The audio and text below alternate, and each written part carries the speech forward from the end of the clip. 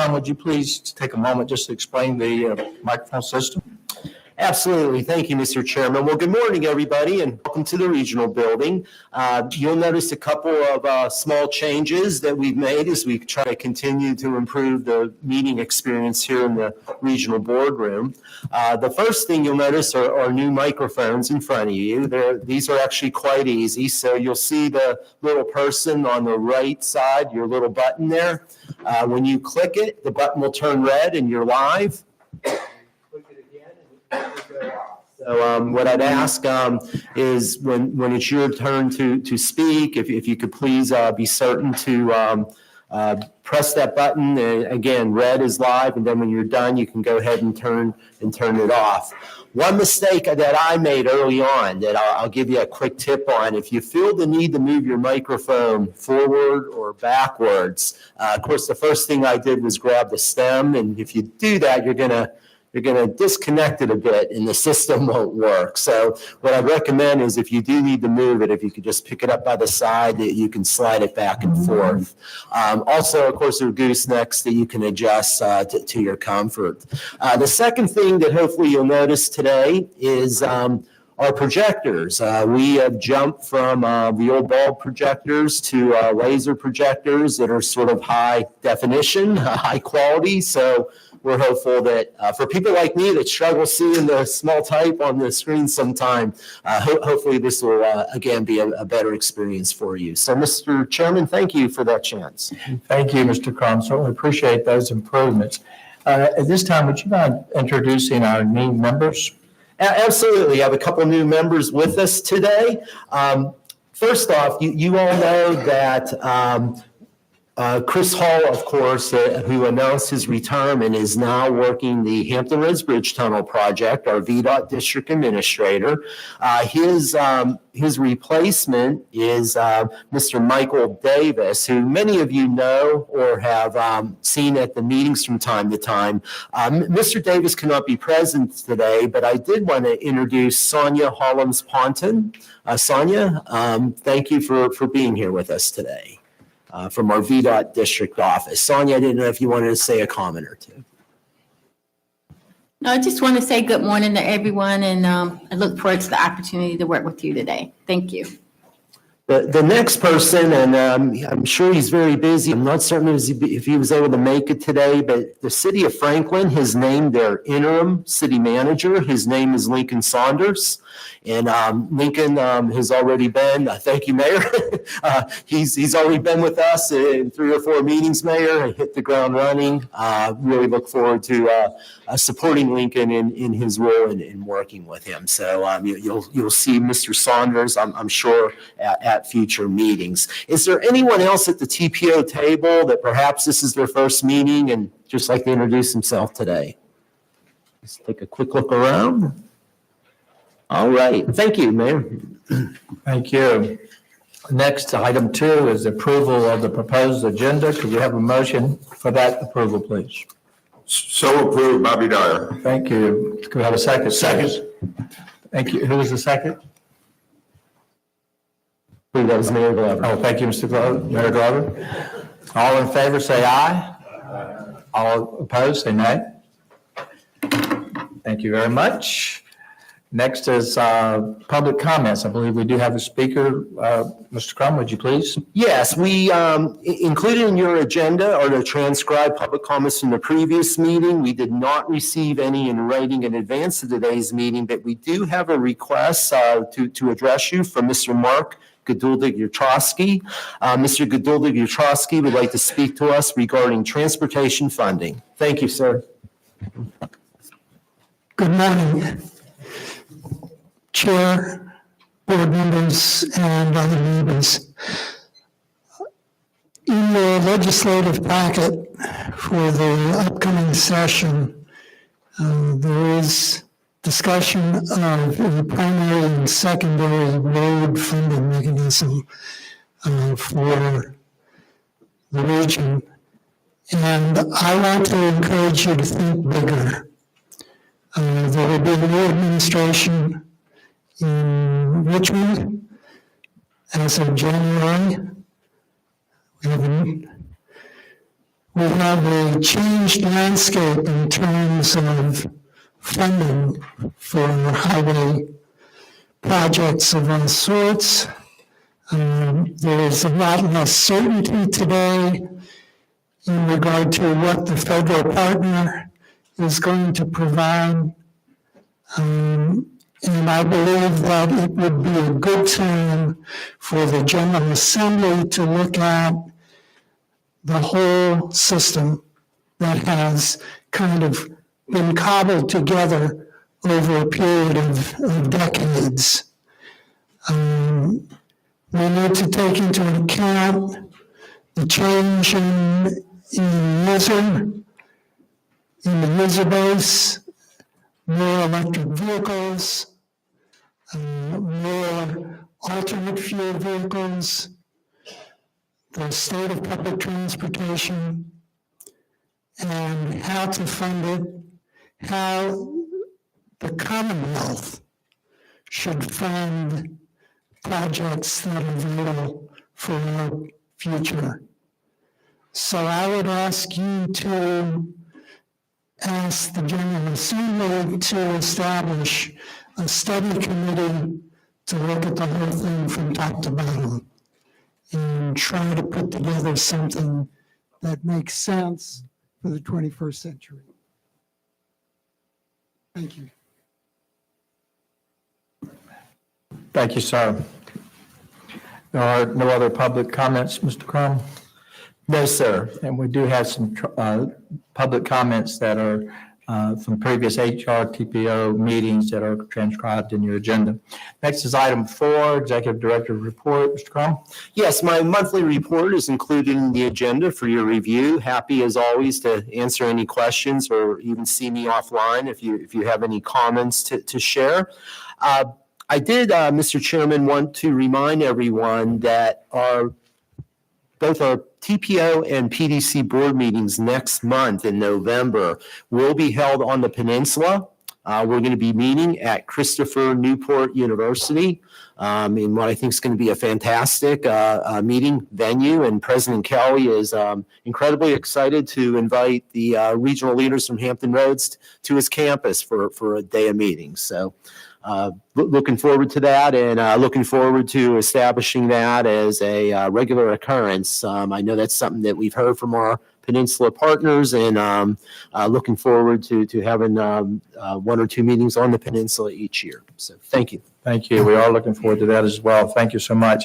Next is our consent agenda. Would you please present those agenda items? Yes, included in your agenda package with today's distribution were your consent agenda items. They are minutes and financial statements, work program items, some information on our transportation project selection process, some technical work our staff has done with the city of Suffolk relative to potential sites for their new possible train station in the city of Suffolk, and some transportation improvement program amendments. Mr. Chairman, I would ask that the HRTPO board take action to approve today's consent agenda as presented.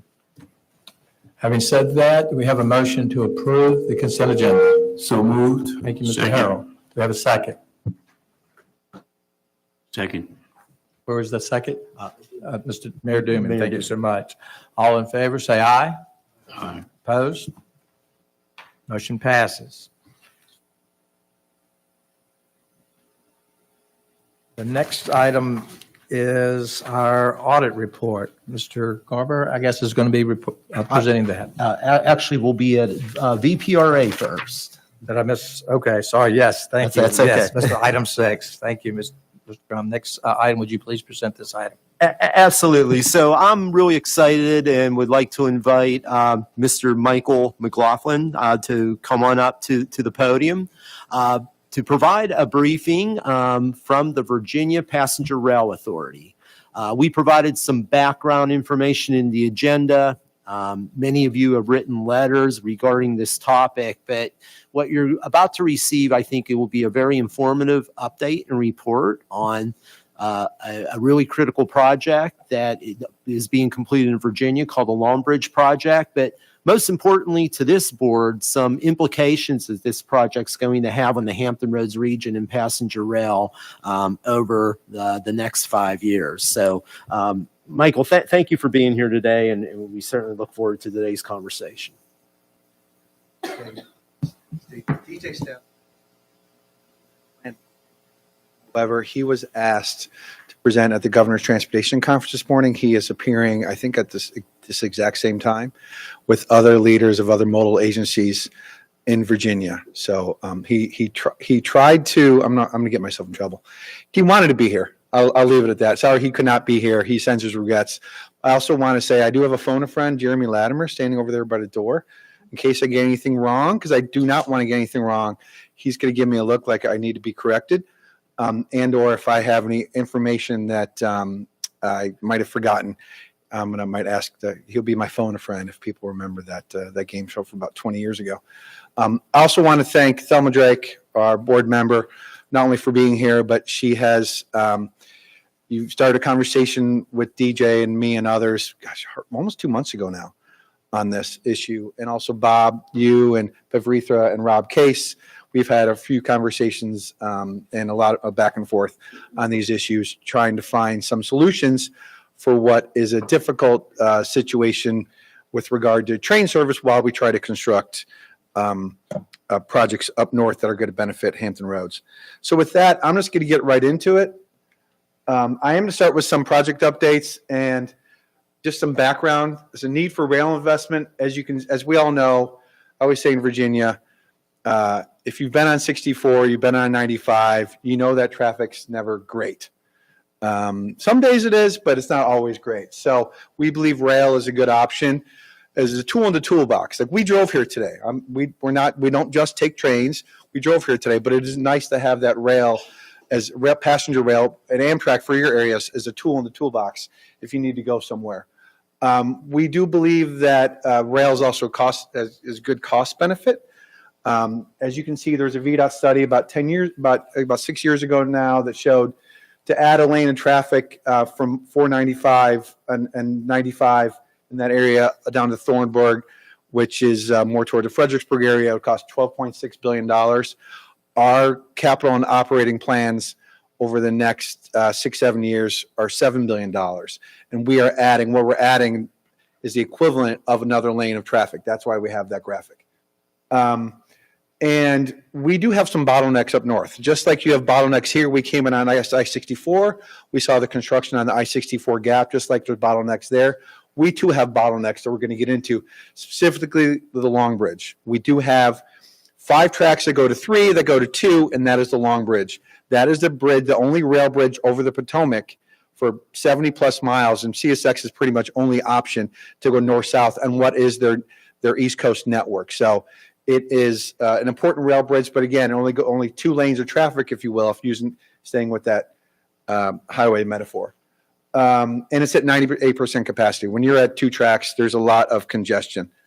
Back here is a rendering on the right of the new Long Bridge. Actually, what you see here on the far right would be the current CSX bridge.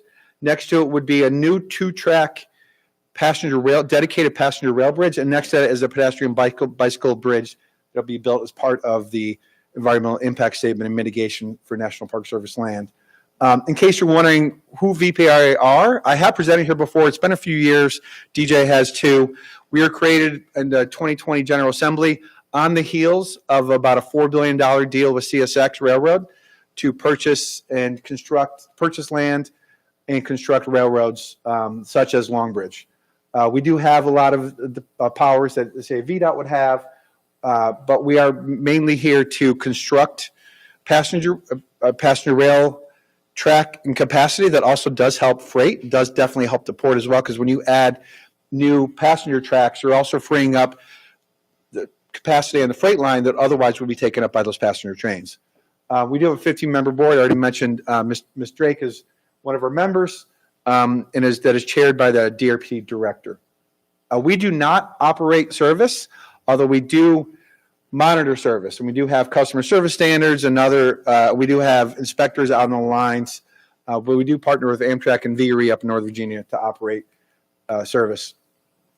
Just to kind of overview of our rail map and what we've done over the past few years, we have acquired a lot of right-of-way, and a lot of that right-of-way was acquired in order to build more rail capacity on that new right-of-way. And you can see also our existing passenger service. I'm going to get into, as you know, we have 5 round trips currently that go to Hampton Roads, 2 to Newport News, 3 to Norfolk. We have 2 to Roanoke and 1 to Richmond. Now, of course, all the Norfolk and Newport News trains also service Richmond and points north as well. Again, some pictures here. You see the new existing Long Bridge, the graphic, and we also have some big projects in Franconia, Springfield area. I'm going to get into those a little bit and why they matter. I'll be pretty quick about this. Pravitha told me I had to be, and I listened to what Pravitha has to say. There's some construction updates. If you've been in DC, and especially near the wharf, the waterfront, you'll see some of the construction happening.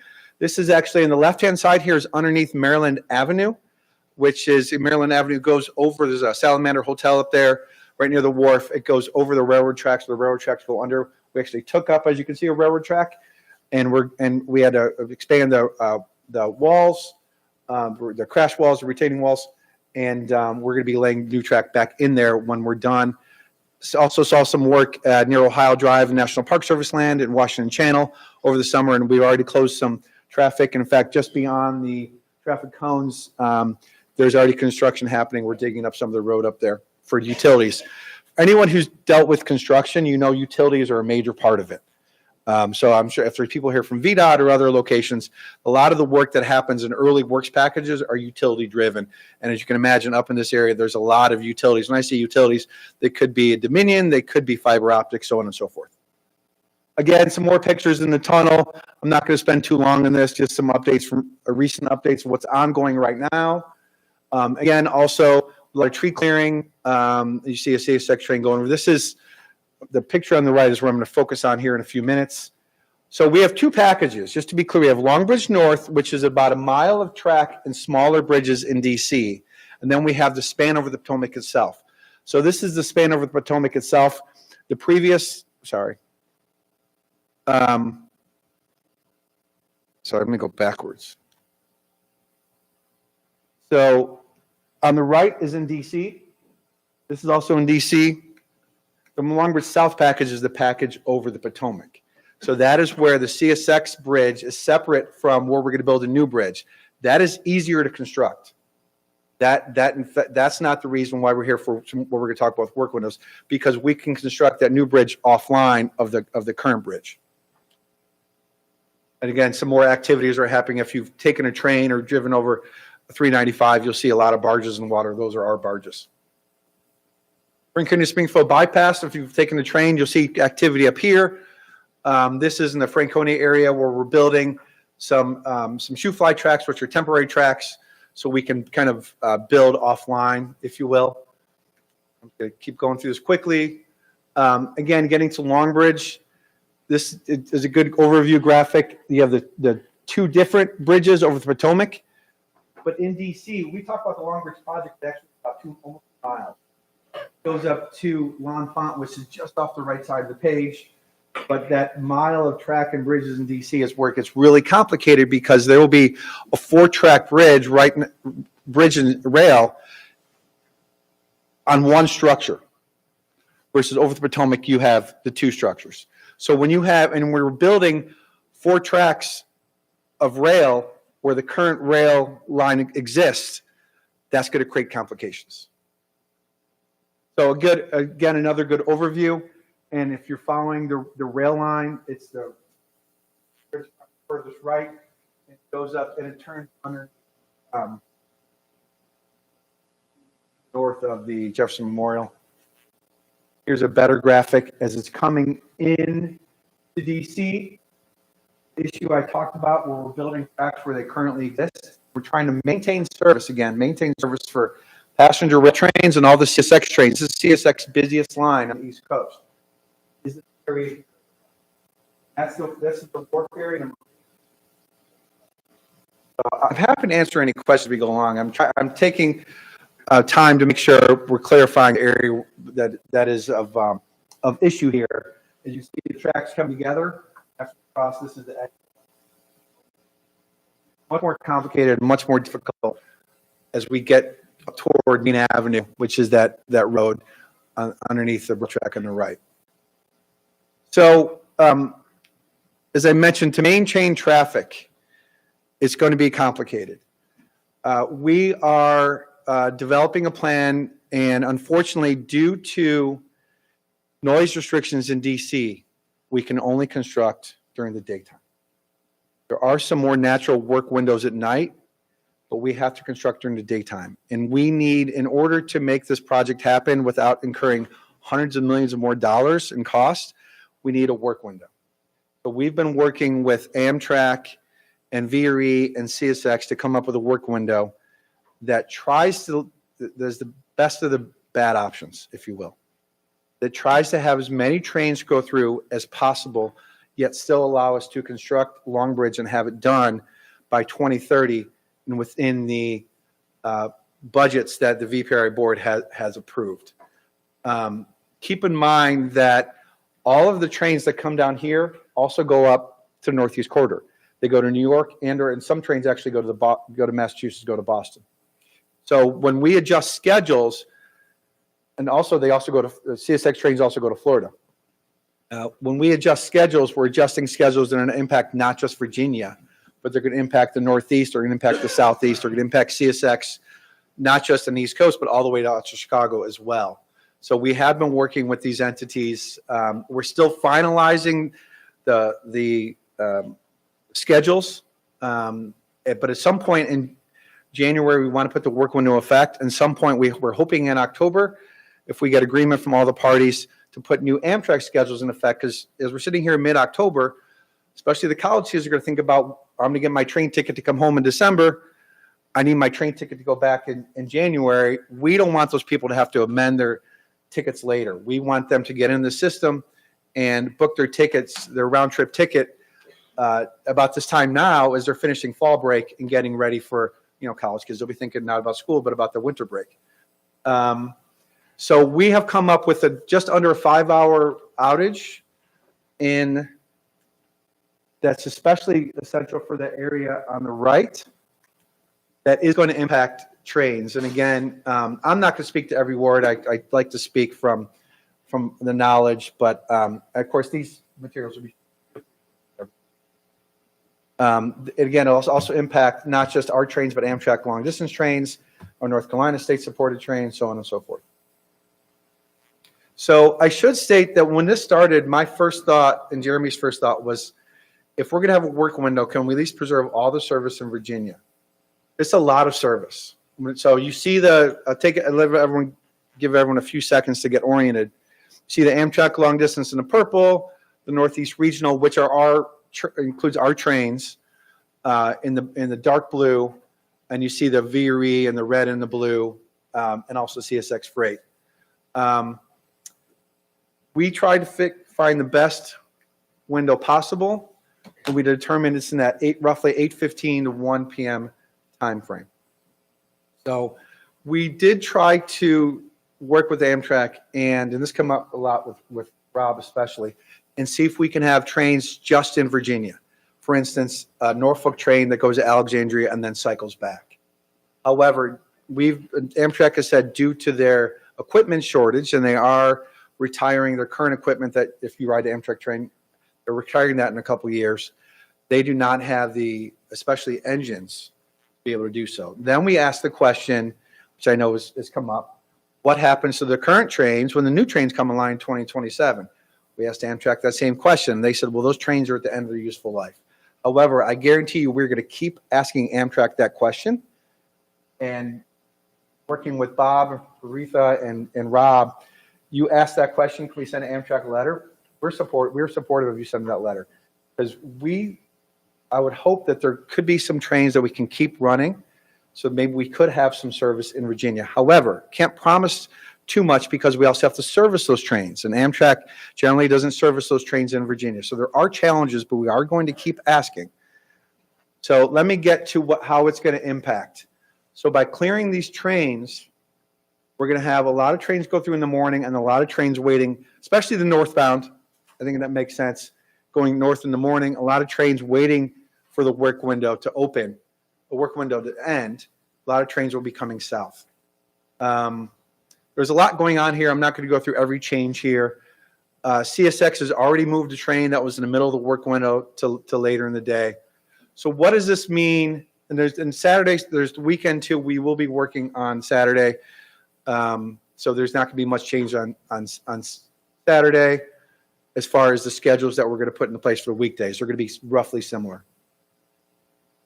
So here, what does this mean for Hampton Roads? This is the service plan today. Again, we have 2 Newport News trains, 3 Norfolk trains.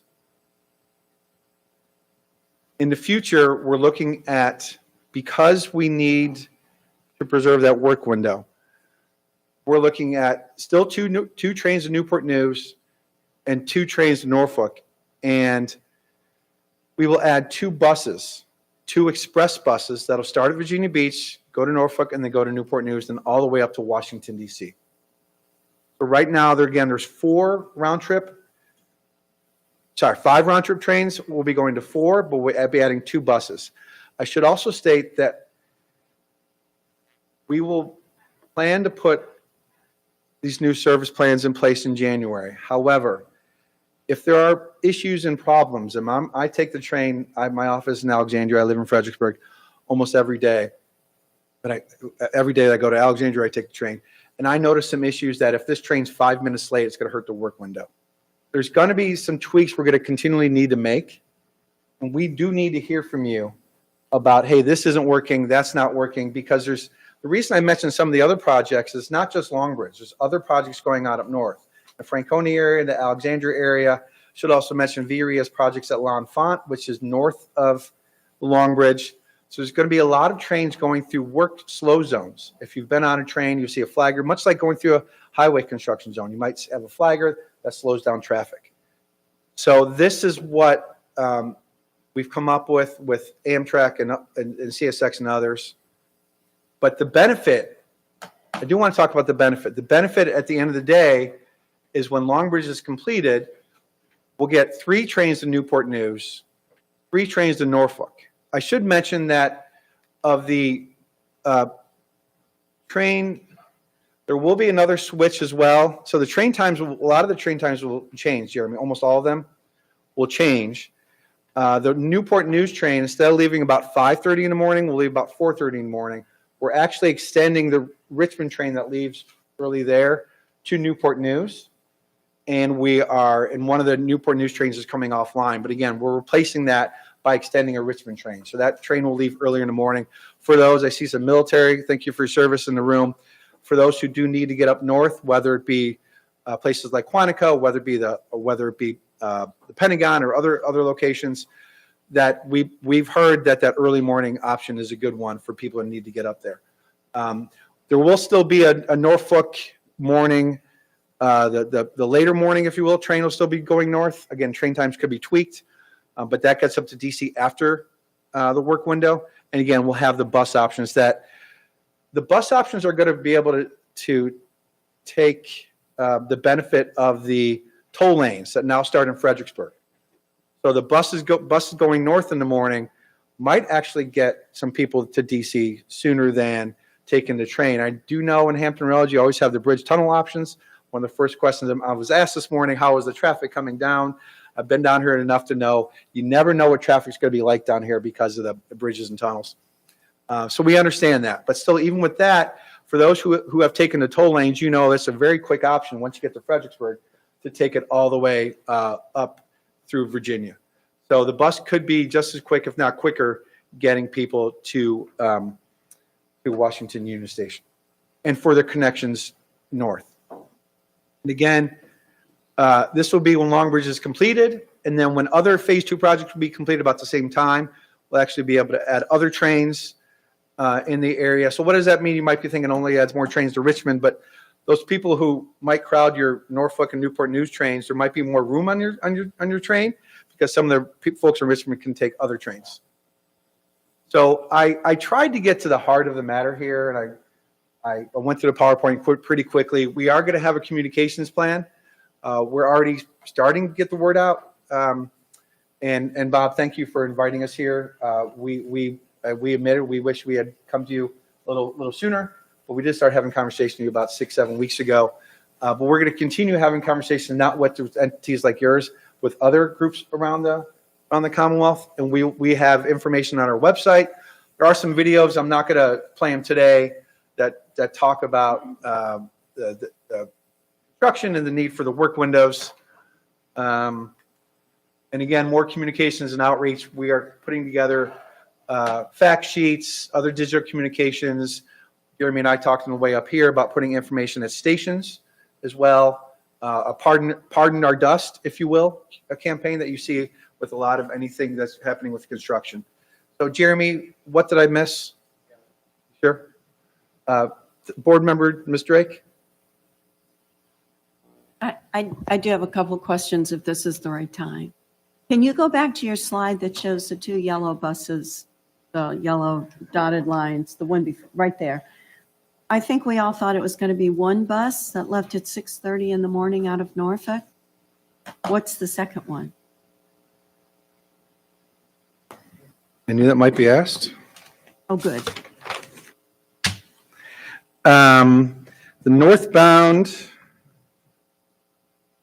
So I see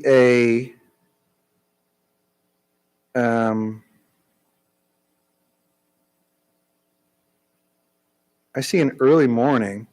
The 6:30 one? It'll be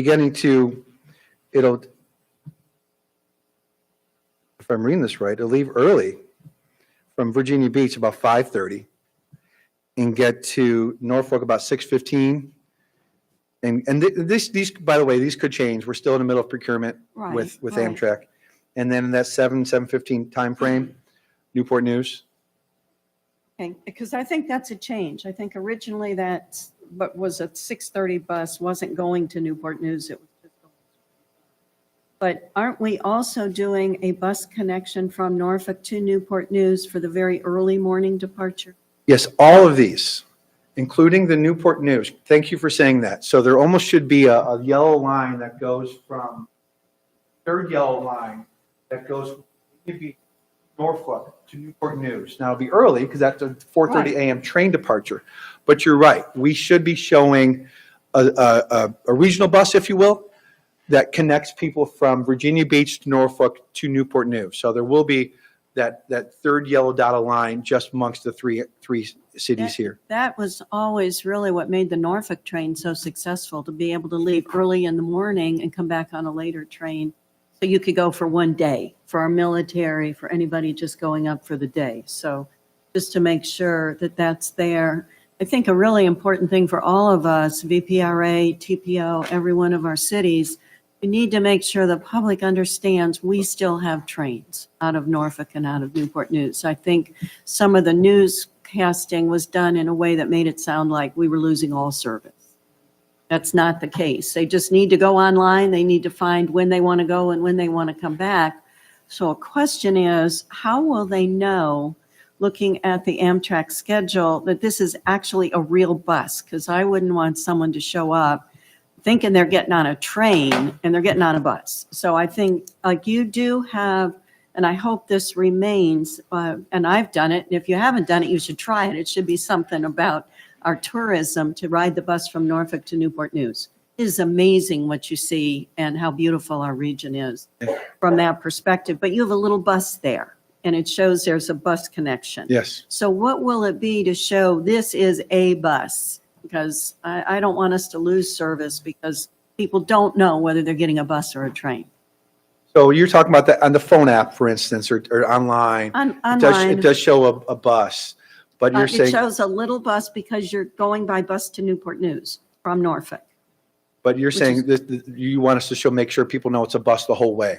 Yes, those, is it still 2 that are buses? There'll the be whole- 2 that'll be buses the whole way from Virginia Beach, Norfolk, and Newport News all the way to Washington, D.C.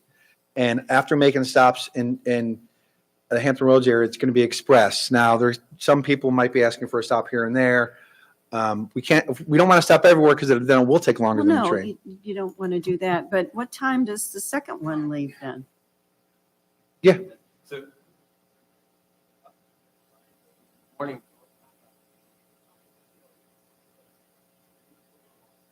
Live streaming, I'm on the microphone now. The morning northbound from the Hampton Roads region leaves Newport News around 7 o'clock. There will be a southbound from DC headed to Hampton Roads Express at that time, probably around 8 or 9 o'clock. So they'll cross each other, and then they will go do the same thing again in the afternoon. So that's why there's 2 round trips. There's 2 round trips, one northbound in the morning from Hampton Roads, one southbound in the morning from Washington, and then they'll do it again. So we're losing one train out of Norfolk, but we're getting 2 round-trip buses. Yes. I did not realize. We've been doing some modeling, and we feel that's going to maximize the ridership. Well, and I think we appreciate it if, certainly 5 years seems like a really long time when you're only working, you're not doing the bridge. That, like you said, the bridge is in the water, so it's not impacting the rail service. And we talked about it just briefly before Mike got started about making sure we've looked at all possibilities of project management and seeing if we can make that less of a time. And Mike's made the commitment today that they will continue to work with Amtrak, and hopefully, because what we wanted was get you to Alexandria by train, and then have a train, it goes into the Northeast Corridor, so you'd have to have another train waiting for when that's supposed to come home. And that's his train sets. So if you keep working on anything we can do. Yes. And I think you're going to make a commitment to us that we're not losing this rail service, that we'll get these train slots back. Oh, very much so. That's per our agreements with CSX and Amtrak and others. So I showed we'll have all the long bridges done in 2030. We'll have 3 trains to Newport News, 3 trains to Norfolk. And one of the Newport News trains, though, Mike, we should have already had, but we haven't gotten it. And that's the 3rd one that will come Yes. when this is We had done. originally planned to try to start that train sooner, next year. Right. But because of these work windows, it's just, we're not the only ones. So I should say, you mentioned Vera earlier. They have 4 round trip trains that are going to stop at Alexandria. For those who aren't familiar with Alexandria, it has a metro system, very robust metro system.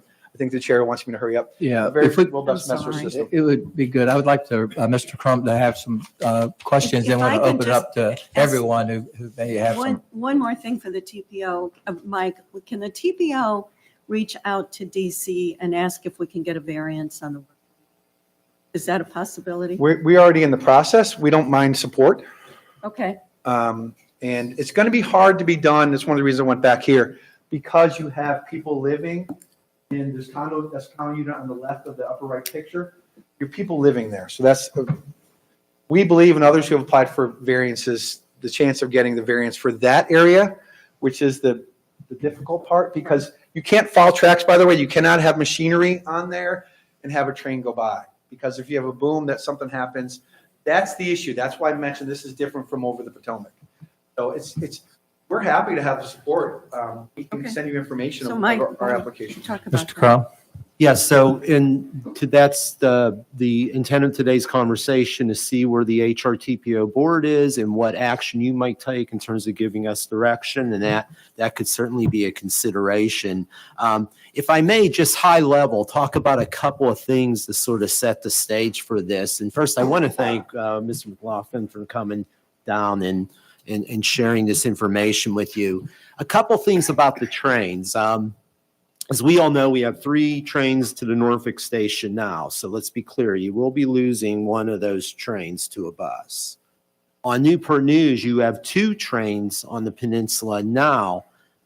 But honestly, and we discussed this with VPRA, you've been promised and expecting that 3rd train for some time. So even though you'll keep your 2 existing trains, that 3rd train that we really thought we were getting in the next year will need to be a bus.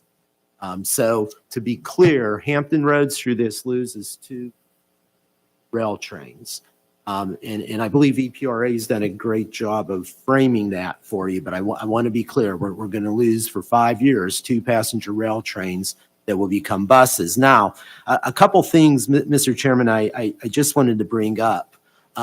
First off, Virginia 250, right? Virginia 250, we expect about 3 million and we're hopeful, 3 million visitors to our region. Passenger rail, I think, is a very viable way for those visitors to come to our region. Certainly, I think that's going to be something that's going to have impacts for us. The second thing that we need to remember is I know you're all aware, the I-64 gap is going to be under construction much of that 5-year period. So getting on that train from the south side, or getting on that train, getting on the bus from the south side, or getting on the bus at the peninsula, you're going to be okay once you get to Fredericksburg into those HOV lanes. But getting there, you got to get through the I-64 gap, which will be a construction zone for much of this period. We're about 20 months out on the HRBT, fingers crossed. But the rest of the gap will still be under construction. And I really think that's something that we have to be very careful about. One of the solutions, and I want to thank VPRA, we've been on constant calls and they've been very much in conversations. Ms. Drake, thank you, and Mr. Statler and the team, because they've been open to our ideas. One of the things that we've asked them to take a look at is, can you keep our well, let's back up a second. If you think about a bus versus a train, the bus is going to be smaller, and you're just not going to have the experience that our residents and visitors are enjoying on the train. So much so that on routes that come to Hampton roads, 950,000 people rode those trains in the last year, out of under 1.5 million for the entire state. So about 65% of that ridership's happening in Hampton roads. General Assembly members, thank you. I mean, we've really advocated for this, ERPT, VPRA, but we have seen growth in passenger rail service use in Hampton roads, and we just don't want to lose that momentum. So one of the things that we have asked VPRA to please take a look at, and we've also articulated this in a letter to Amtrak, is it possible to keep our trains running during this 5-year period to Alexandria? If you can keep the trains running to Alexandria, once you get to Alexandria, you have choices to get downtown. You can ride the metro in, you can Uber in, you might be able to catch a bus in, you might be able to taxi in. But what it does is it gives you a guaranteed trip on a passenger rail train. Instead of switching to a bus, it gives you that guaranteed trip to Alexandria. And I believe VPRA continues to socialize that idea with Amtrak to see if that could be a possibility. I raised it in a meeting just 2 weeks ago. Very good. So one of the things I might suggest of this board, Mr. Chairman, is if you agree, I have written a letter to Amtrak. As I said, VPRA has been receptive. They've committed to continue to work with us on this idea. And if the TPO board agrees, maybe that could be a position statement that we could take. Let me open that question up to members here. Is there an agreement for Mr. Crum to do that? Or any other concerns that you may have? Mayor West, if I may. No, thank you for the presentation. A little confusing based on what I thought I understood and what I think I might understand now. But what's lost on me is why we would have to run buses from Norfolk when a train could still be available to Alexandria, to Mr. Crum's point. Why does that bus ride have to come down here? Why not allow the train to take folks from Norfolk and Newport News further north and then establish a bus route from Alexandria through DC? Makes a lot of sense. I would support, us making that point. I think the idea of a bus versus a train really is a step backwards for us as a region. The question is there a cost difference in the bus and the train for the customer? The price. Customer. Any other thoughts or questions? Yes, sir. So I don't ride the train that much, but I have had the experience of going up there on that, and it was a lot of fun. Took the whole family, and I think it's a great tourist thing too. But I'm wondering. I think about the bus, And I think about the train, and the train made stops along the way. And how many buses are we talking about? Just one bus, or are you running two buses? Because how are you going to do one bus when you got a whole train with multiple cars doing the same thing? Somebody's either you're going to stop going to certain places, because we were picking up and dropping off people all the way along the way. So how's that going to work out? Yes, please. So yes, the bus, so places like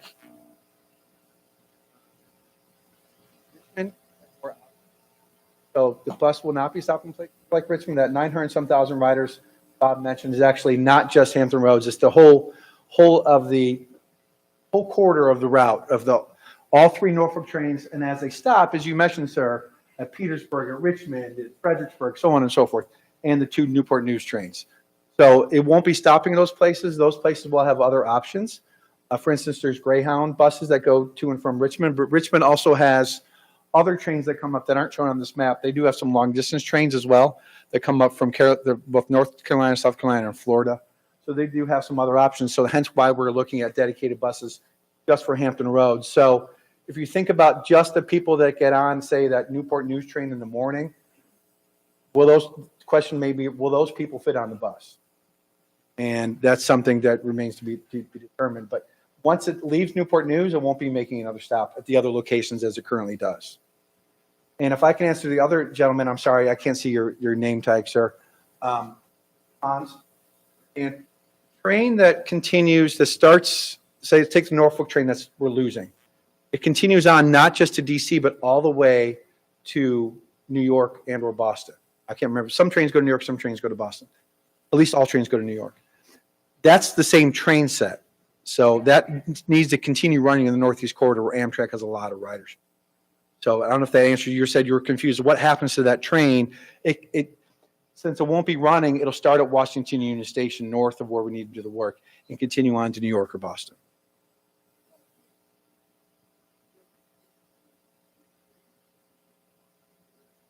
Yes. And they're going to go all the way to at least New York. And same with Norfolk. You're going to have the two trains from Norfolk are going to one-seat rides. I should mention all these are one-seat rides going all the way to at least New York. Again, some trains go to Boston. So there's still four round-trip trains, one-seat rides all the way Northeast Corridor, and we'll have two bus routes from Hampton Roads all the way to DC, where then Union Station will they'll get off the bus and go down to the Amtrak if they want to continue on to Philly, Boston, New York. Please.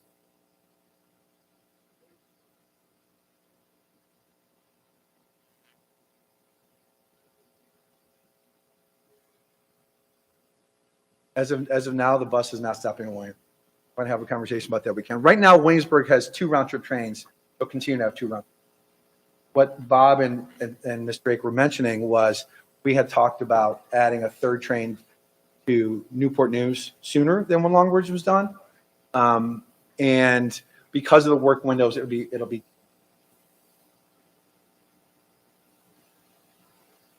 Yes, sir. Please.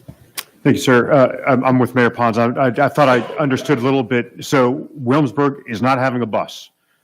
Williamsburg is not, at the current time, is not having a bus. If Okay. you all decide that, we'd love to that's- have the feedback on that because we're trying to help your customers. Okay.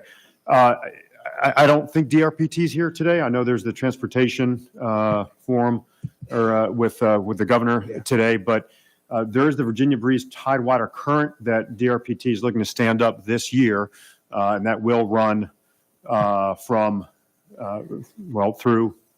through Hampton Roads, including Williamsburg. So, separate. It's DRPT. It runs from here all the way to Harrisonburg along the I-64, but it will have stops in Richmond. That is some other way I think might be able to alleviate some of the inconveniences of this. Thank you. Any other comments? So if we do want Mr. Crum to send a letter on our behalf to consider the other option, we would need a motion to that effect. So moved. Thank you, Mayor Alexander. Second. Thank you, Mayor Gray. Any discussion? Yes, Sorry, sir. I'm not asleep, but what is the other option? The other option. Alexander, go ahead. I'm sorry, the other option would be that we continue to work with VPRA and Amtrak to keep our trains running to Alexandria. Okay. Once we get to Alexandria, people then have options for how to get to downtown DC. Any other discussion? All in favor, say aye. Opposed? The weak ayes carry. So we're going to bring up our auditor today. Bob, It- can I ask, do you need a vote to support, Mike, what their VPRA is doing with DC, asking for the variance? Can you do that letter? I would need action by the board. I've not had a government organization request a variance in another community previously, so I would, I think we should I- probably research that. I would not do that without direction from the board, I guess. We probably need to research that before we do. So our Personnel and Budget Committee met this morning and received a report on your audited financial statements for this year. So Mr. Garber is here to provide a report to our board. I don't know who put me on after that. That was fantastic. Lots of great information. And now I get to present the audit. So I apologize for following that up. But anyway, thank you, Mr. Chair and members of the board this morning. Just give me a couple minutes to go over the audit report. As Mr. Crum stated, we did meet with the P&B committee this morning and went through this in probably a little more detail than I am here today. Just briefly, we have issued an unmodified opinion on the financial statements. And just to refresh your memory, unmodified is the clean opinion. It's the one you're looking for. We've also issued a report on internal control and compliance. That report as well is a clean report with no issues or items to have noted there. One of the things I do want to point out is we always have a schedule of federal awards and an opinion as well. That report and opinion is not done yet.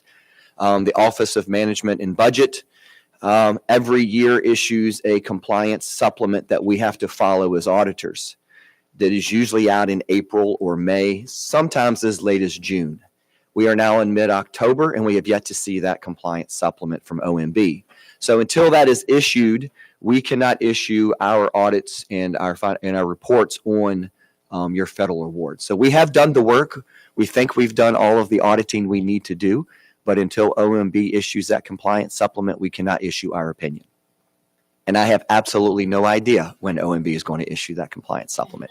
I would guess in all of your localities, you're going to be, if you don't know yet, in the same boat. Your auditors cannot issue your opinions on your federal awards until OMB has issued their final compliance supplement. So just a heads up for those of you who may be hearing this again a little bit later on in your localities. Just a couple other items. So we did complete the audit timely this year as usual, and we were able to have no audit entries. There were no past adjustments. All of our procedures that we planned on performing and doing, observations, review of documents, everything was provided by the finance team to us and complete and very timely for us. With that, I don't have much else to go over at the moment, but I am happy to answer any questions you may have. Thank you. Before we open up for discussion, could we have a motion, please, to accept the 2025 audit financial statement? So moved. Pons. Thank you, Mr. Pines. Thank you, Mr. Shepherd. Any discussion? Any questions that you would like to ask, Mr. Garber? All in favor, please say aye. Opposed? Thank you. Thank you, Mr. Garber. Thank you. Next item is our proposed amendments to the HRTPO bylaws. I'd like to ask Pavithra to come up and So, Mr. Chairman, in consultation with Dr. Partha Sarathi, we're going to defer those to next month from a timeliness standpoint. okay, I'm sorry. Thank you. Would you then present item 9?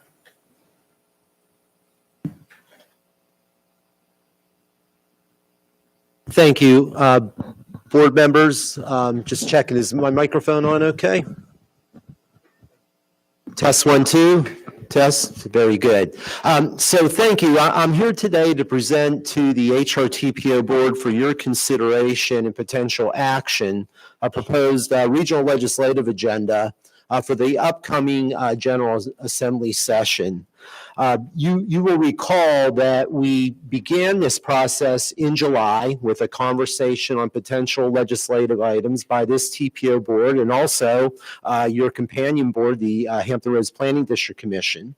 Your regional legislative committee met for several hours in the month of August to review potential legislative items, including taking into account the discussion that occurred at your July TPO meeting. As a quick reminder, your regional legislative committee consists of the chair and vice chair of the HRTPO board, as well as the chair and vice chair of the PDC board, and also the chair and vice chair of your chief administrative officers. In addition to your regional legislative committee, staff presented the proposed regional legislative agenda to 6 other PDC/TPO related committees, including your chief administrative officers.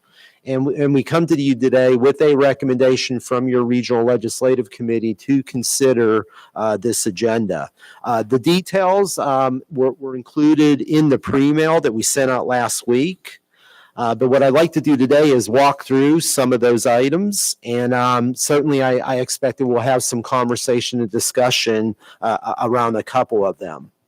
So what I've done in your agenda is the full range of regional legislative issues that have been identified for both the PDC and the TPO. For this TPO meeting, we're going to focus specifically on those transportation items. And from a broad level, they involve transportation funding. They involve opportunities for building out a regional biking and walking trail network, transit funding, passenger rail service, which we just had a conversation about, and continue efforts to relieve, for toll relief at our Elizabeth River crossings. So let's begin with transportation funding. Many of you will recall that last year this board endorsed and made a request of the Virginia General Assembly to create a primary and secondary road fund. The concept was that over the last 10 years, by self-taxing ourselves with 0.7 of a penny of a regional sales and use tax and also a regional gasoline tax, you as a region through HRTAC, the Hampton Roads Transportation Accountability Commission, have been able to build almost $6 billion with a B, of interstate highway improvement projects. You're nearing completion of those projects. But as you all know, we have some transportation challenges that are not on the interstate network. And the HRTAC money is fully bonded, it's fully utilized to finance those major projects. But when we look at our regional long-range transportation plan and we look off of the interstate network, we have over $3 billion of unfunded needs on our region's primary and secondary roads. And, what are those roads?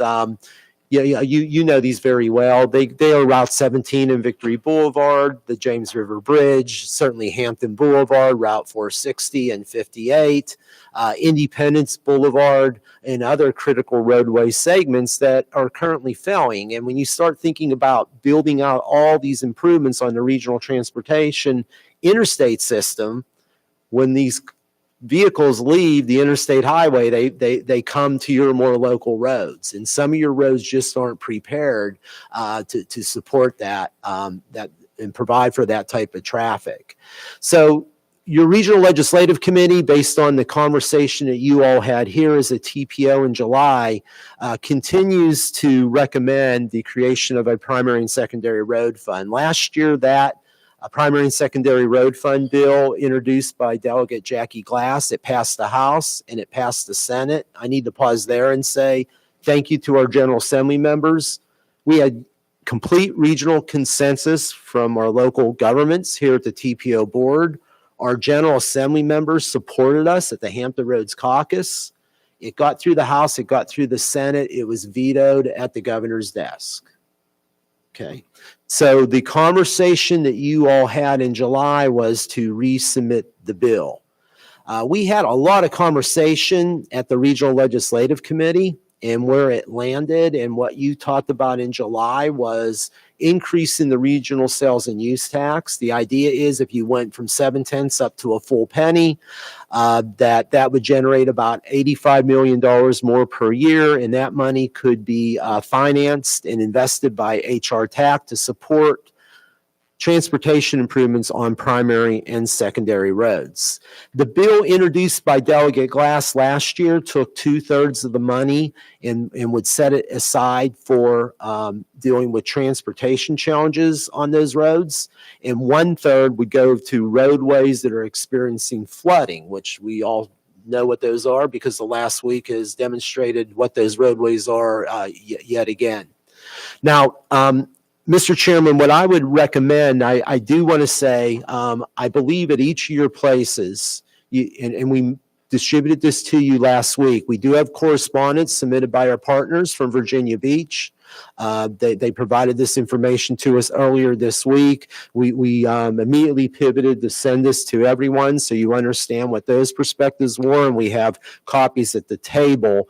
Mr. Chairman, what I'd like to recommend is that I go through the other legislative items very quickly and then come back to this because I think most of the conversation will probably be on this particular item.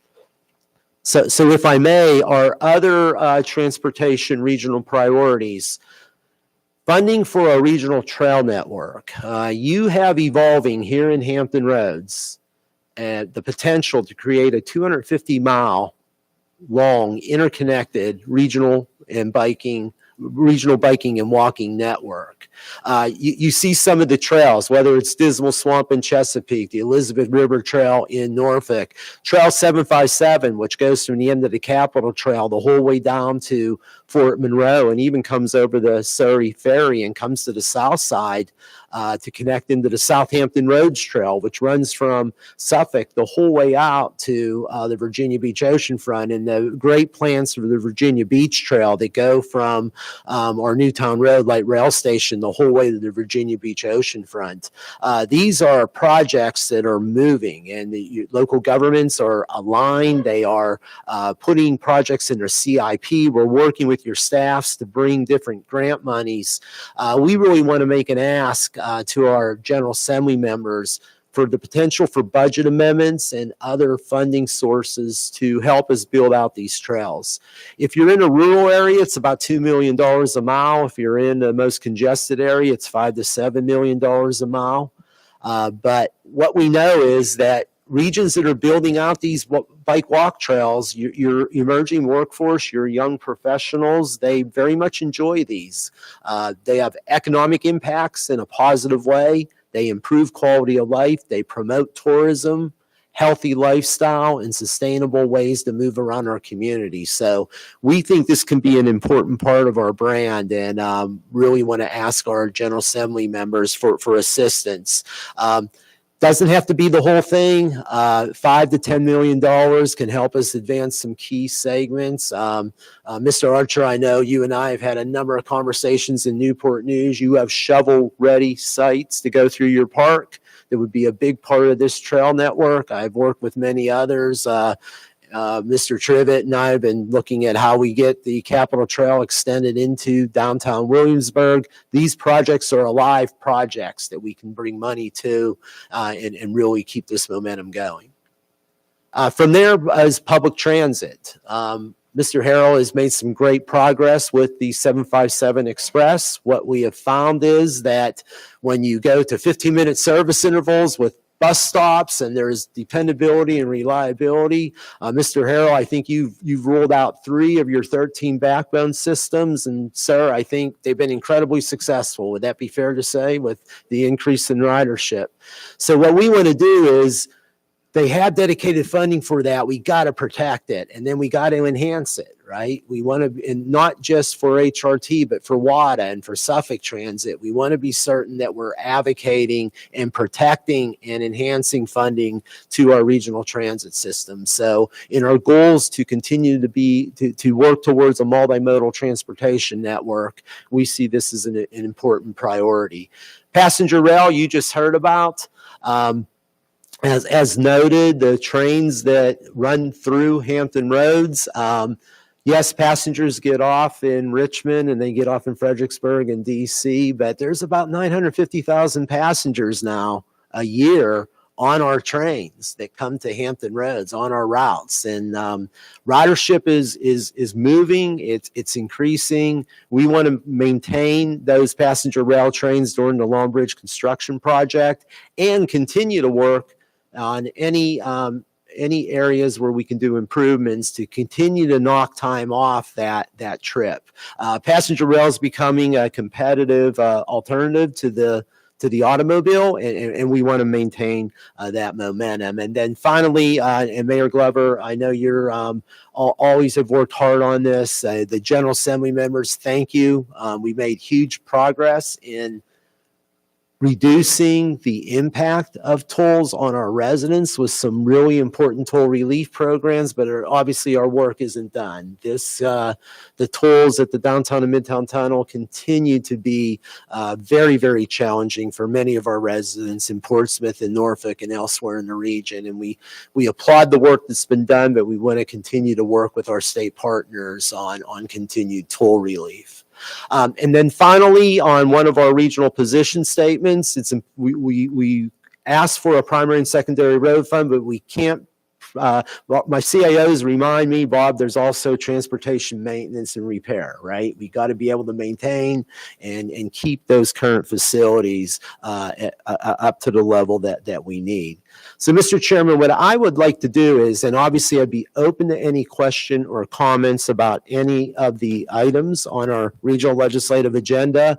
I came back to the primary and secondary road fund on the screen because I anticipate that one might receive the most conversation today. So, sir, back to you for conversation by the TPO board. So before we ask for a motion, are there any questions? Mayor Dyer. Yeah, thank you. And I thank you all for bringing our letters forward. I just want to give assurance that the city of Virginia Beach has and always will been a willing partner with us, to take our region to the next level.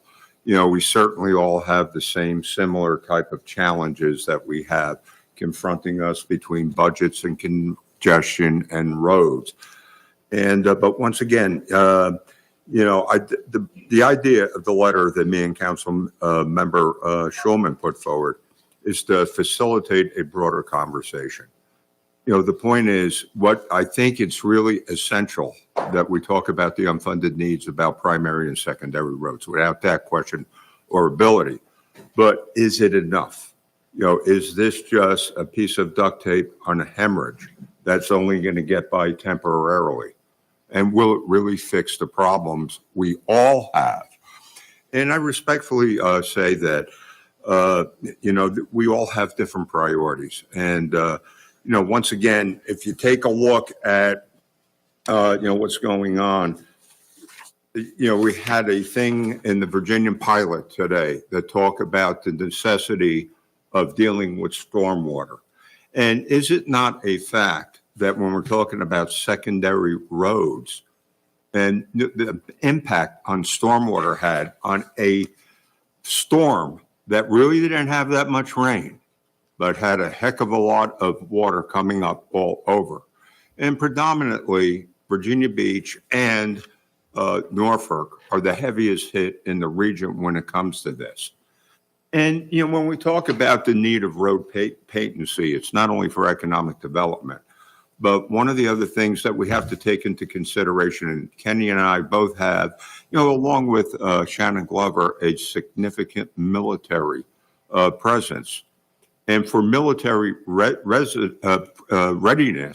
road patency is essential to national security and getting around things of that nature. And but once again, we just saw with the minimal rain recently, how it affected a number of us here. And so the thought is to facilitate the conversation, going forward, that, 3 billion sounds like a lot of money, but when it's spread among us, and we all have priorities that deserve attention, believe it or not, I don't think 3 billion would cover Virginia Beach alone. Because we are so stressed right now. If you come to Virginia Beach and you drive on Indian River Road past Stumpy Lake, you basically see a 2-lane highway with ditches on the side, and a lot of times you'll see trucks and cars in those ditches. And we also have a problem with Nimmo Parkway. We're trying to get that built so people in Sandbridge can evacuate during a hurricane. But guess what? One tree comes down on the current road that is ineffective right now. People are going to are trapped on Sandbridge. And these are all kind of germane, priorities we have. And we also talk about the need of the sensitivity of raising, tax rates. If I can just give you a little example. We raised our meals tax a half a cent. And on a $100 check, that would be 50 cents. And we're going to use this to build a new police academy, make our court, building ADA compliant, fix a $300 delta with our aquarium. And, guess what? You wouldn't be surprised at the pushback we got on 50 cents. So when we raise any kind of tax, even minutely, we got to think about it. But once again, I just want to respectfully thank. We go back, especially in Virginia Beach, when we think about Hurricane Matthew and how it really changed the course and the DNA of Virginia Beach, where we have raised significantly our CIP, to reflect what's going on. And then, once again, in the current political climate that we got going on, and this is my focus group of one, when we have a $38 trillion national budget and to service the budget is larger than the Department of Defense, my friends, that's not a lot of money coming to roads and infrastructure. So who gets to pick it up? We do. And then once again, just trying to find the resources. So, but once again, I think one of the things I'm talking about is that, we have a very challenging political climate, whether it be in DC or whether it be in Richmond. Would it be better to think about maybe a strategic delay and, form a task force to really look into it? Now, I know we've been talking about this for a number of months.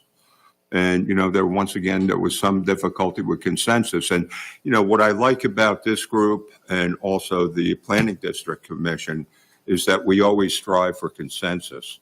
But I think the magnitude of the problem is increasing over time.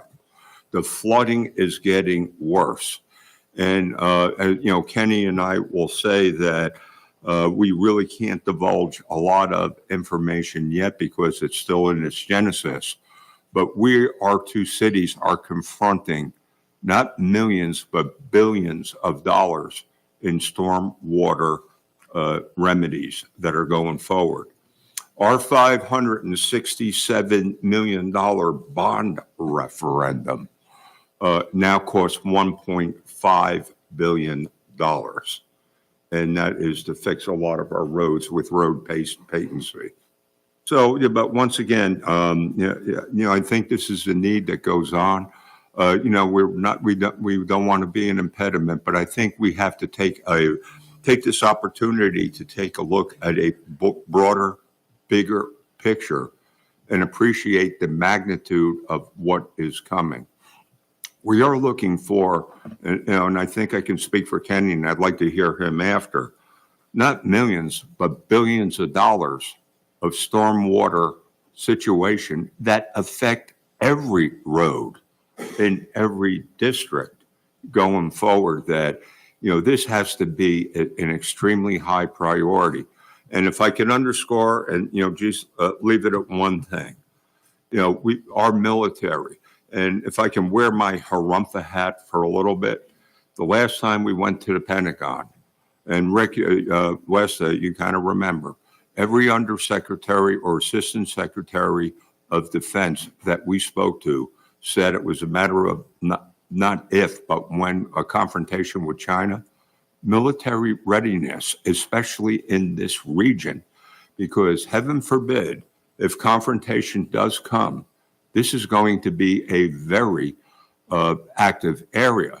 And if we remember, Harumfa had a briefing from Matt Schwartz, the chief of staff from Sink Land Fleet. And he says, if this does happen, we are going to be influx with thousands of people because we're going to become an epicenter of ship repair and things of that nature. But once again, I think a lot of my motivation, especially being a former jarhead, is in terms of the military readiness and how our roads depend on it. And so once again, I just hope you understand the rationale of why we're putting it through. But I'll tell you what, even if this goes through, we got to think about the broader context going forward. And, that's kind of my focus, group of one. And Kenny, you mind if I put you on the Mayor spot? Dyer, I appreciate you. Appreciate all the information that you just brought. I think you made some excellent points of where we should be looking at. I guess the question before this group today is, what is our strategy regarding the secondary and primary roads? I think you make a great point that regardless of how the vote goes on this, we still do need to look at strategies for addressing the issues that you just talked about, and they are real. Any other discussion on this? Mayor West, if I issue? may. Yes, Mr. Bond. Well, Mayor so thank you, Bobby Dyer. My bookend on the Hampton roads, here we are sitting across the table, but I think he does make some great points, as you say. But when I think about a strategy, I think that strategy began when this body and members of HRTAC assembled to create a transportation fund. And look where what we've been able to accomplish with that fund, that self-help, if you will. And so when we look at the next step, and I got to commend Delegate Glass for her foresight in putting some money away out of this proposed fund for stormwater mitigation. I think that's a start. As you point out, it's multiple billions of dollars to remedy some or work towards remedying some of these issues. And so approving this is the next step in the strategy for me and my mindset. I think if needs grow, and they will, this body and HRTAC could ask for additional sources and go to the maybe it goes from ask for primary and secondary roads from 0.3, maybe it goes to 0.6. I think that is a strategy that could help alleviate some of the issues that you bring up. I think if we don't take advantage of the momentum that we have, and thank you to our delegate members here who worked to get this bill through the General Assembly this past year, it wouldn't have happened without your leadership and your tenacity. If we don't continue this year with this opportunity, we'll lose momentum. And and all of us know what that means. When we lose momentum, we're stalemated, and it's hard to restart. So I would support us moving forward with this legislative agenda and this initiative. Thank you. Mayor Pond, any other discussion? Mr. Schlepper? Yeah, Bobby, I understood everything you said, I think. My concern is that over the years that I've watched this board struggle with these issues, the one that you propose, or you're not proposing it, just an idea, but I saw the suggestions. And one, the thing that just really bothers me is the distraction, if there is a distraction of taking our eye off the target. All right. Now we know from my just recent experience that weather is going to impact our roads. That's part of the problem, but we're not getting any money for the roads. We're not getting any money. We're not getting any more money from the roads. State doesn't have any more money for the primary and secondary road system. Smart scale business it was a great idea, but it's a struggle. I mean, it's almost a decade, or at least most of a decade, to try to even get money through the smart scale program. And it's not just flooding that's impacting these transportation issues, secondary and primary. It's also the fact that we're building more homes. You come up in the northern part, we're around Williamsburg, James City County, and I'm at right there at the southern end next to Pocosin and Newport News and Hampton. We are now having a direct impact, not only with water, but it's just the sheer number of people in these huge neighborhoods, Legacy of Pocosin, has added to our primary and secondary road programs. So I just don't want us to take our eye off the second primary and secondary road program is an issue. The step forward that Doug was talking about is simply the fact that we got everybody in the General Assembly, both parties, all agreed that this made sense. And we had to modify it just to have a place to dump the money.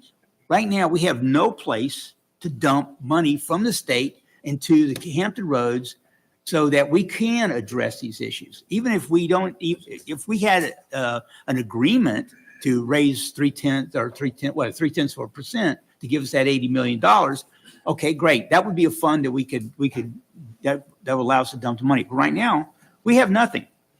I mean, Barry Knight got that $400 million for the gap, and that was a wonderful blessing, but I'm not even sure where that money got dumped. I guess it was VDOT or someplace. So from my perspective, the flooding is more than just the roads. It's houses. Well, they had a bunch of houses fall into the ocean over there. So it's restoring the beaches and all that. So there's a huge issue if we don't address somewhere. We got to get the courage to address that from the state. You're right. It's going to be not just roads. It's going to be a whole bunch. Flooding of the cities, Norfolk and whatnot. But I got to keep us. I mean, to me, we got to stay on point, go with our successes and build on it. There's going to be the regime. There's going to be a different administration coming in. Maybe we'll have better luck with that, but we got to at least get that part. So I want to kind of stay on that track and just keep it moving. Thank you. Any other? Mayor Newman. Thank you, Mr. Chairman. I want to agree with Mr. Pons and Mr. Shepherd and Mayor Dyer. I respect your remarks, and every one of our localities, to a certain extent, has an issue with flood mitigation and water issues for sure. But the fact remains is that the secondary roads, and of course, representing Suffolk, we own 2 of the 3 of the major corridors that are coming out of Hampton roads, 58 and 460.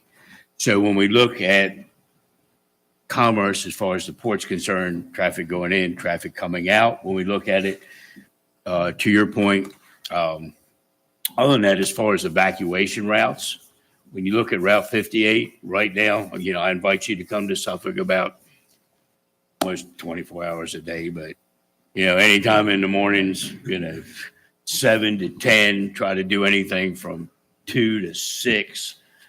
58 is literally a parking lot. So where are we there as far as safety, as far as moving around our military personnel if the time comes? And I agree that we have the momentum. It was there. All it needed was a signature. We can't afford to lose that. We go back when I can't foresee where we wouldn't have the same support from the same individuals this year that we had last year. I don't think anybody's going sideways on us. So, I support where we're going and the priorities as far as how we're addressing it. One thing I did want to ask is the 4th paragraph here just says, we requested General Assembly consider an increase in regional sales and use tax, and it does refer to a consensus from 25. Does this need to be more explicit within the request? Because I believe when we discussed it, we didn't want to, what we wanted to do was, we don't care how you do it, and we'll present this as an option. So if you want to fund it some other way, that's fine. Mm-hmm. So would we be better served if we request General Assembly consider an increase in the regional sales tax and use tax of 0.3 cents as an option to address regional transportation funding needs? And that could be within the little paragraph where it refers to the consensus from last time, because we wanted to have the request and just offer that option. We did do that. Yes, based on your direction, yes, sir, we could make that. And actually, we did have that in last year's agenda. If you want to insert that language back in, we could do that, yes. Well, if we won't ask for a motion, if we can add that to the motion, it'd be great. Just add that change to the motion. Because I think the thought process, we don't want to say request, that we make that a specific request and it's yes or no. What we want to do is say, kind of, we need the money and here's an option that would be worth considering. So it puts it out there to, if you don't want to do the 0.3, then write the check some other way. So if we could do that, and the only other thing I wanted to talk about was the toll relief. And I know it's kind of general in nature, but when you look at how Suffolk was treated in this toll relief, I mean, it's actually, I would call it a disservice, but I think that's an understatement. We've got Portsmouth toll relief, we got Norfolk toll relief, and then we skip over Suffolk and we get a Franklin toll relief. Now, Virginia Beach and Virginia Beach and Chesapeake were also not included due to a level of fiscal ability. But in the case of Suffolk, we're in West, a lot of our residents have to go through those tunnels to go to work in Virginia Beach or in Chesapeake or in Norfolk. So I would like to see, and I'm not going to push for it now, that Suffolk is specifically mentioned in the equation. So there is some type of process where where Suffolk could be included, as well as some other residents, possibly in Chesapeake and Virginia Beach. It would seem to me that if I had to take a guess, there was a certain amount available and we had to come up with a formula that made it work for the amount of money that was available. But even if it meant reducing the threshold at some point, lowering that to provide the distribution equally over the remaining Hampton Road cities would make more sense. So an individual in Virginia Beach or Chesapeake or Suffolk that is making significantly less than the median income would still be able to qualify, rather than being penalized because those cities are financially in a better position than some of the other ones as far as a balance sheet is concerned, and a somewhat arbitrary computation. So Thank you. Mr. Chair. Delegate Anthony. Thank you, everyone. I appreciate all the comments. I'm trying to understand everything that is happening. I do understand that there is going to be another iteration, of course, with the House Bill 2466 by Delegate Glass. And I appreciate the letter from Virginia Beach, just kind of looking at it over. I just want to make sure that this board comes across as, solidifying trust with the General Assembly. Like on one end, we're asking, for another iteration of 2466, and then also asking for $3 billion in a regional trail, and then trying to rebrand it as resilience, and then hearing all the other comments. So what I want to know is, would you suggest, submitting as well as a regional infrastructure and a fiscal readiness framework along with the other iteration of HB 2466 so that we can get that data? And then, assuring the General Assembly that HRTPO is actually starting that groundwork with that data so that we can have, transparency, equity across the region. So that's my question, because I'm really, really diving into this as we go into the next session, and so that we can, do well for this region. Thank you. That's an excellent point, and we honestly need direction from you in terms of what you need. I guess my concern at this point, unless we continue this and discuss what you just talked about, we don't want to convolute what we've asked for in the past and then kind of move backwards. That's just from my perspective. But if that's the will of the group, we can certainly do that. Mr. Chair. Yes. If I may, Clay Long, Newport News City Council, right in front of you. Oh, there you are. Yeah. Okay. Just wanted some clarification. I thought last year there was a consensus for moving forward with this, but without setting aside the 0.3. And I guess from Mayor Pons' point, you made a statement about 0.3 and maybe in the future 0.6% for the sales tax. In Newport News, our families are in the region on the lower end for household income. And so we're right now looking for ways to reduce the burden of taxes on our residents. So I'm just trying to understand like the direction where we'll be going with this. Will we be asked for more in the future? Is that 0.3 going to raise the $3 billion gap that is there on the screen now? Or do we need more money down the road to continue filling that gap for construction, Olivia? Mr. Chairman, Yeah, Mr. Pond. Well, yeah, Mr. Long, I'm sorry, I wasn't suggesting that we are automatically going to 0.6. I was just suggesting that if today we're looking at 0.3, that if there's greater needs in the future, then we can build on this piece of legislation that allows for additional collection of revenue via this mechanism. And I just threw out a 0.6 as an example. You know, I recognize that to follow up on your point about the burden of taxes, it's great. We all struggle in our pockets. You know, we all have families to feed or we have obligations that we have to take care of. But for me, the cost of not doing it is far greater. The cost of not providing for funding for these roadways is far greater, whether it's, you know, being stuck in traffic, being late to work, not being able to get to an emergency. You know, if we don't fix these roads, the burden just gets put on us differently. And so I think the value, I think I heard recently that the average consumer would pay $48 a year. Bob, is that about right? yes, if you went with the 0.3, it would be about $48 per year per person, or about $4 per month per person. Yeah, and it's still an expense. There's no question. But waiting traffic on Mercury Boulevard for an hour because the congestion is so bad, and you got fuel cost and, you know, wear and tear on your vehicle, and just your state of mind, your quality of life is diminished that much more. So, you know, for me, I would much rather have this tax, pay the $48 a year, and be able to get to where I need to be. Thank you. The one thing I did want to clarify, so while we have $3 billion of need, let's be clear, 0.3 of a penny is not going to address it all. I want to be clear on that. That will generate about $85 million a year that can be bonded and financed over at HRTPO.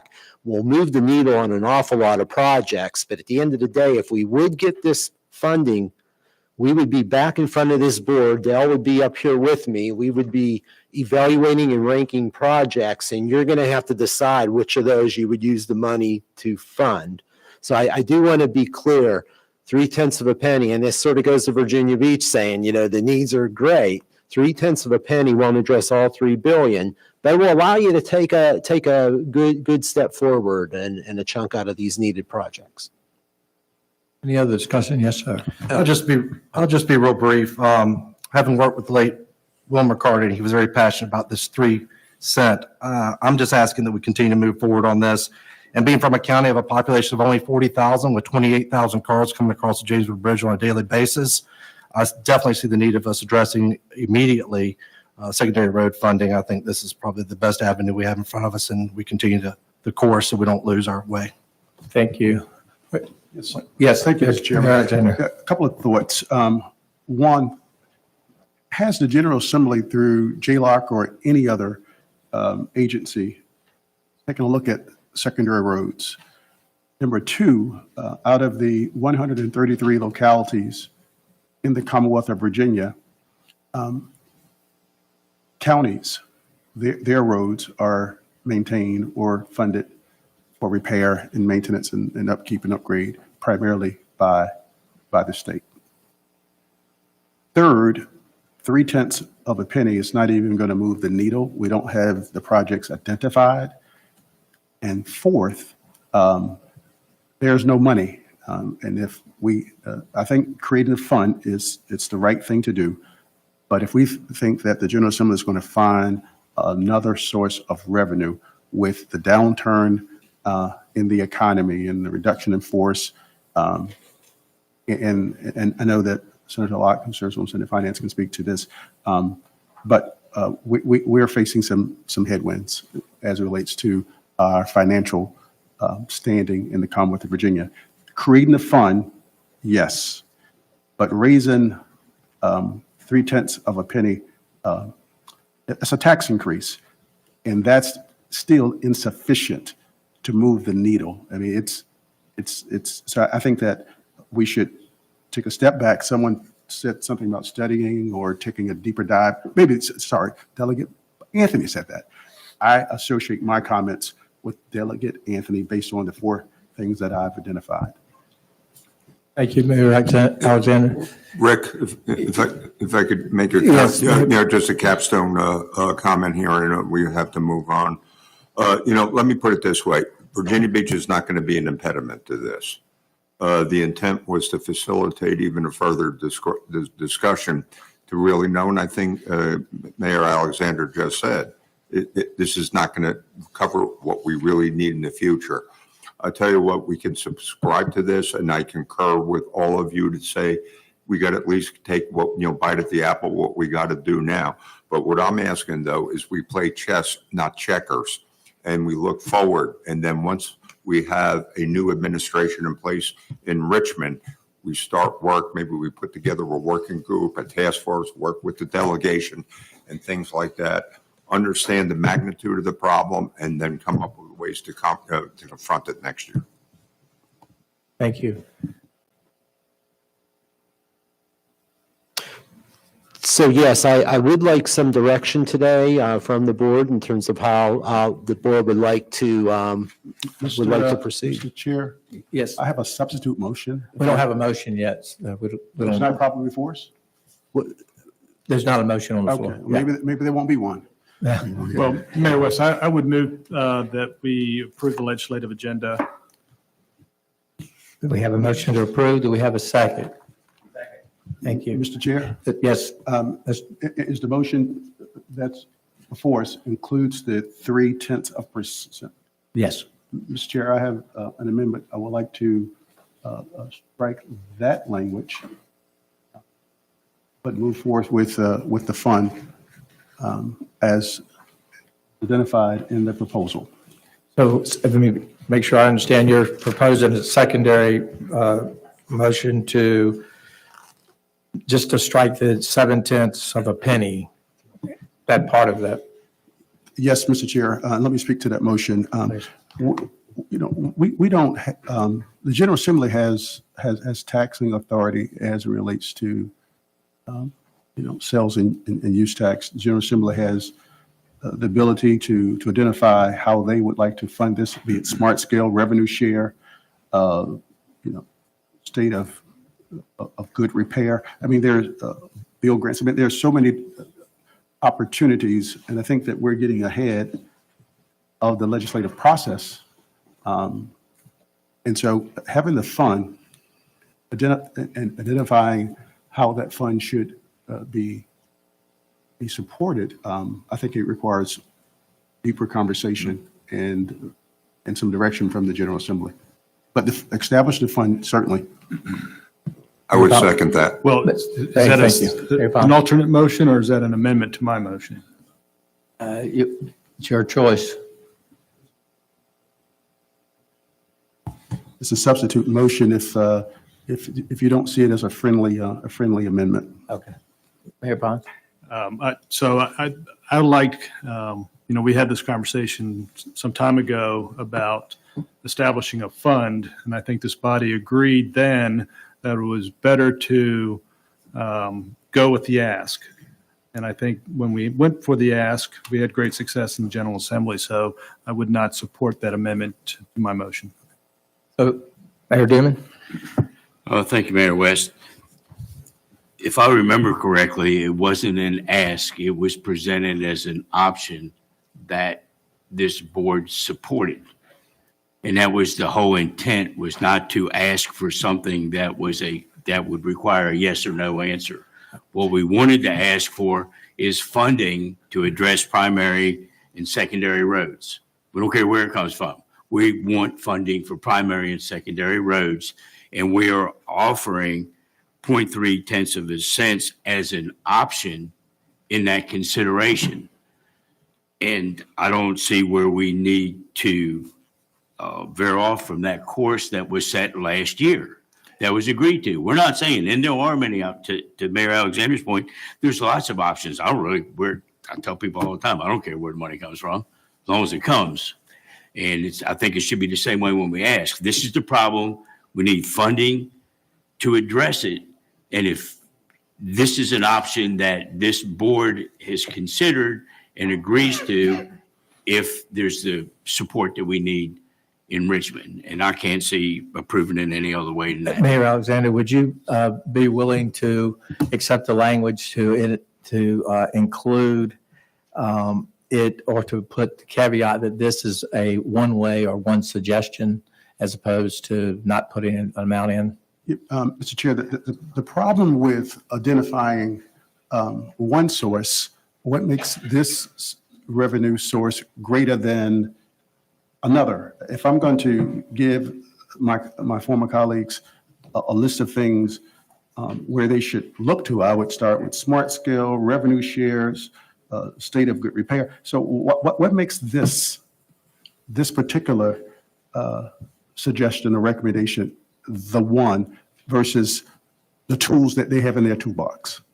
Understand? Yeah. Someone explain to me why this versus other tools that they have at their disposal? So we do, yes. Yeah, I'd say I can answer. Excuse me, Delegate Locke. I'm going to go to Delegate Locke first. It's Senator Locke, but Senator Locke, I apologize. We need some clarification on the legislation that was actually passed, Yes, ma'am. that came to the General Assembly. The only way that legislation passed was the tax was taken out and established a fund. There was no actually funding mechanism that was included in that legislation. That was the only way that legislation passed, was the tax was taken out. The fund was established. That's right. So what Mayor Alexander is proposing is what actually passed. So that needs to be clarified. Thank you. I appreciate that clarification. Mr. Shepherd? Great back and forth. If I go back to when we originally started talking about this, last year, and Mayor Alexander, I remember you, based on your experience in the Senate, was that, we can take this a little bit at a time trying to get to some solution here. And then the group said, okay, 3/10. I don't read this current wording in here as saying that, it gives an example to me of the 3/10 as an option. It doesn't, I don't read this as the solution. And I go back to my original statement, is that we need a fund to be able to put money in, okay? Going back to your point, is that what makes it better? I can tell you right off the bat, looking at my experience, is that Smart Scale is not going to cover it, and many of these other options are not going to cover it, and it's going to take General Assembly stepping up with some traumatic thing is going to come in, and then they'll dump maybe some money in it. Or the reason we do the 3/10 is because it's real money, and we got a real money leads to real projects like it did with HRBT. So anyway, I just want a fund to dump the money into, dump the ideas. Let's just take that bite. I would love to have. I've been a very strong proponent of the 3/10 because it's an idea, but we just got to have a place to put the money. So I can only support it if we have a place to put the money. All right now, I'm not coming off of that. Just give us a place to put some money in it. Well, as Senator Locke just pointed out, we got it to the end game without putting an amount in, but just a place to put the money, as you say, right? So we need to move forward here. We have a secondary motion, which we're going to vote on first, and we'll go back to the primary motion. Am I correct? Yes, Mr. Chair, my motion is supported by Senator Locke, and it was seconded by Mr. Dyer, is to create the fund so that we can at least have a fighting chance of survival. That is the motion on the floor. Does everyone understand the motion? All in favor of Mayor Alexander's motion, please indicate by saying aye. Aye. All opposed? Thank you. Thank you, Mr. But, Mr. Chairman, because I felt it was important that you not to cloud the vote with the other items, because I thought that was going to be an important one, may I also have a motion to approve the remainder of those transportation items? Could we have a motion, please? Thank you, Mr. Shepherd. Second. Thank you, Mr. Harrell. Any discussion? All in favor, say aye. Aye. Opposed? Thank you. That Thank you. motion carries. Mr. Chairman. Mr. Chairman, over here. Where am I? Okay. I can't see that far, I'm sorry. I know we've already voted on it, and I raised my hand a number of times, and there were too many hands up. I Paul apologize. Kaplan, Mayor Franklin. I wanted to comment that for 21 years, I was a deputy sheriff in Southampton County, where 58 and 460 both run through, and I want to put reality to these two roads. I can't tell you how many fatal accidents I responded to over those 21 years, particularly on 460, as dangerous it is with no barrier between the roadways. We've got to push this through to get money for that. I know our General Assembly partners have done a great job, but it really becomes real when you see the bodies, you see the carnage that these roads produce. And if we get into a situation militarily where there's a problem or a potential problem and that traffic just increases, or we build more houses and that traffic increases, it's just going to get worse and worse and worse. And I know I hope I'm speaking for Isle of Wight and Southampton and Suffolk and points further up where those roads run through. Mayor, that would be a great, you'd be a great speaker when that comes before the House and the Senate. So please be there. Mr. Chair, We do need to move on here. understand that. Yes, Thank ma'am. you. I understand that we need to move on. I just wanted to reiterate that I think the goal was to establish the fund and then start the fund with a budget appropriation ask, but also I'm willing to draft that regional infrastructure and fiscal readiness framework so that we could have some data. And then I probably will ask for this body to generate some type of intent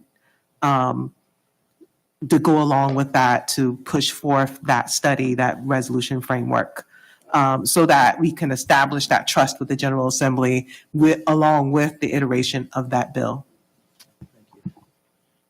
If I may, and I think what we would have is an opportunity, I think that that suggestion would seem to resonate around the room, support for, will be something that we should do with the TPO and the PDC together.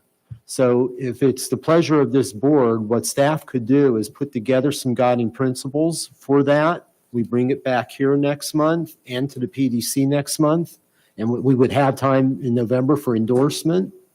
And that would address, what we heard about these broader funding challenges and needs. So, Mr. Chairman, I think that concludes the main items on our agenda. Reports we will forego to next month. We have lunch for everybody over outside of the 757 room. And after you get your lunch, please make your way back over. We'll be kicking off the Planning District Commission meeting. And it's adjourned. Oh, your brother. Sitting here jittering like I don't know. Hey, so I'm not on the next one. I'm good. No, Courtney.